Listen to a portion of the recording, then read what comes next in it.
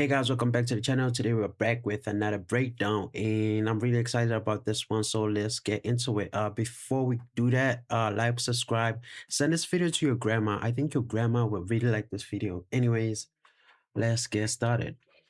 So for this beat, I started off with the drums. So I started off with a sample actually from the Kount's volume 5. This is how the original sample sounds.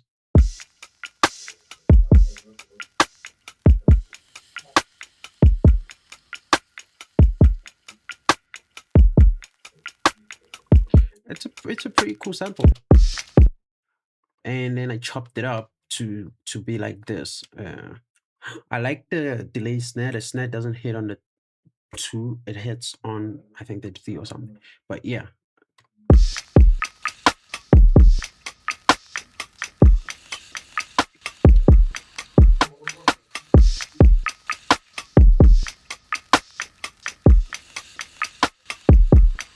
Yeah, that is the drums. So what I did was chop it up and then I transposed it by 2 semitones in the piano roll. I think it's pretty cool.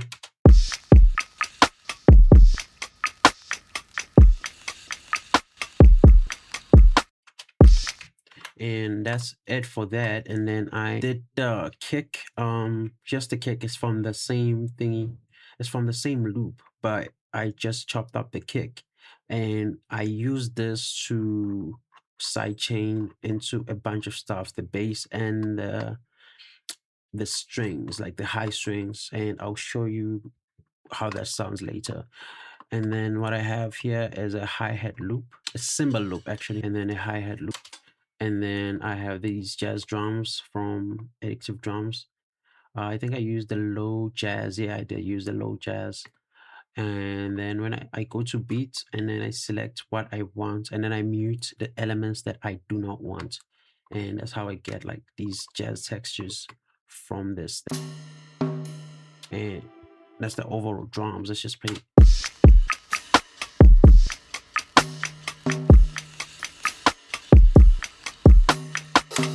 I think the drums are cool. And then I have this like effects group. I made it a group so I can save it and use it. Like, so I used this multiple times. So I have a clipper on it. And then what you have to know about this, most of these plugins, is that if you push the input, the gain, it saturates it. So that's what I did. And then for this clipper in particular, the 0 dB is not here. It's somewhere here.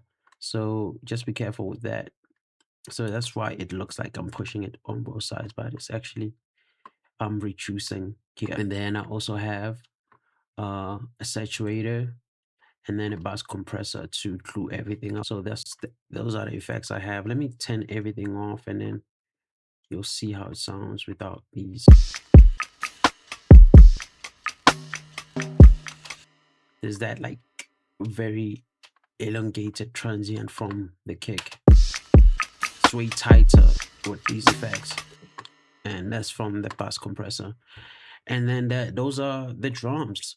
I think the drums are pretty cool. They're my favorite part of the beat because that's what I started with.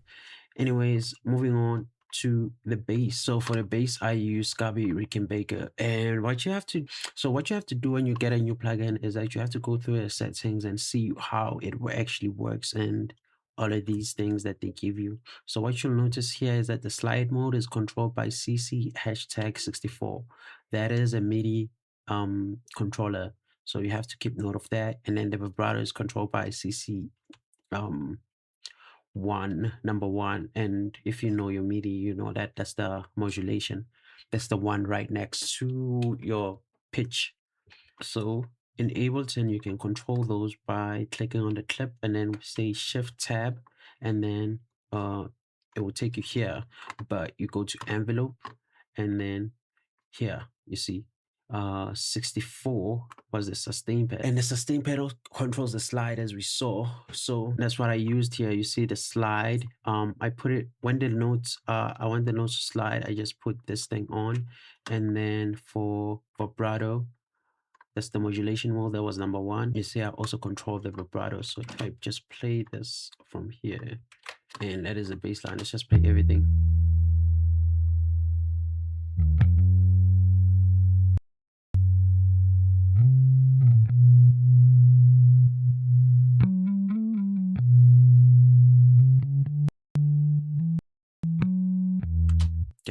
computer's freezing up.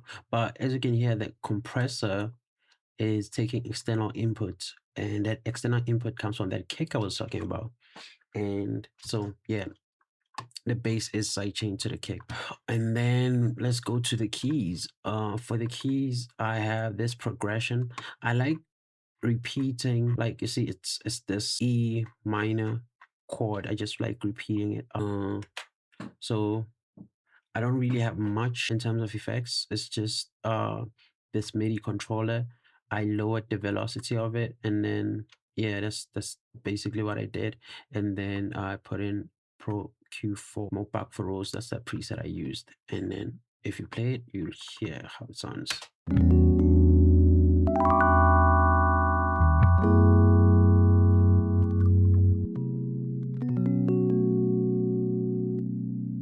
I think it sounds pretty.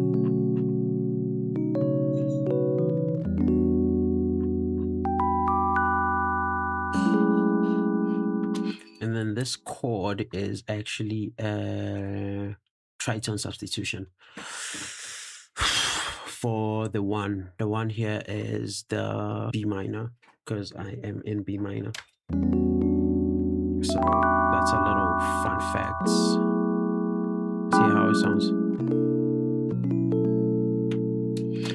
And then I did the same keys in Keyscape. I think I started the keys in Keyscape. That's why everything is named Keyscape.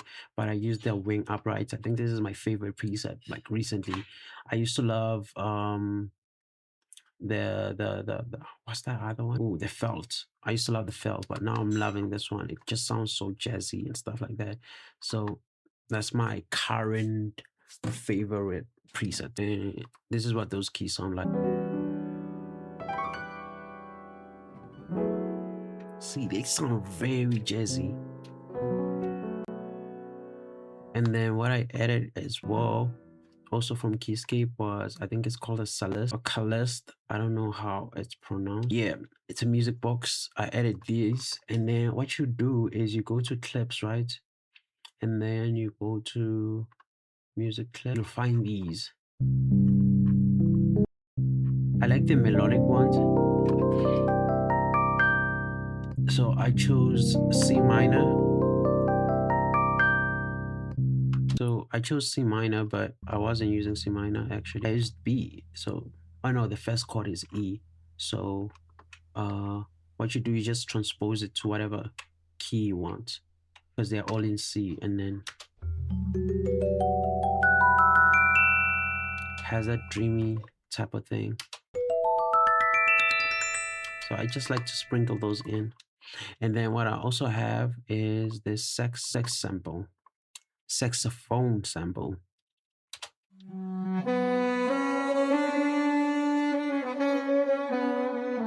I just added reverb on the send for that.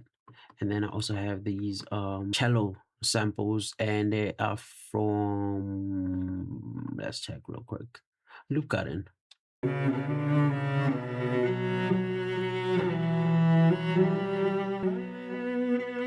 I think those are beautiful. And then coming back to, remember that kick we have, this is also sidechain to that kick. So let's hear how it sounds. It's strings, default violin strings from BBC Orchestra. So just let's listen. And then we have these, which are strings from Sunset strings. Yes, strings from Sunset strings. And it's basically the chords. I just took the chords and put them there. And then we have these Loop Garden phrases.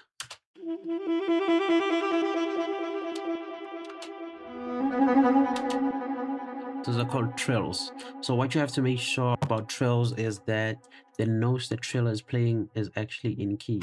So this one was G to B, but the chord is E. So you have to transpose it.